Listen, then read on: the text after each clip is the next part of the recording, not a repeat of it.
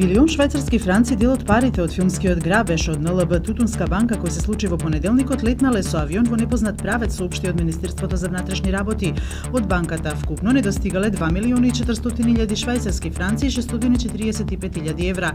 Според МВР, осумничениот БС, трезорист во банката, кој е во 30-дневен притвор, парите од банката ги извадил во неколку наврати од 6 до 10 април.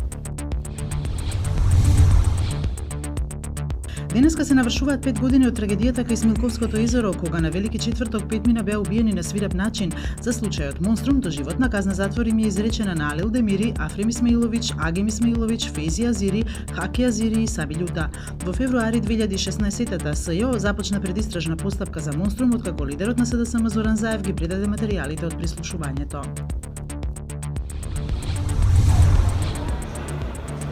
Германската полиција трага по извршителите на нападот со експлозивна направа врз фудбалскиот клуб Дортмунд, во кој беше повреден еден играч и еден полицаец.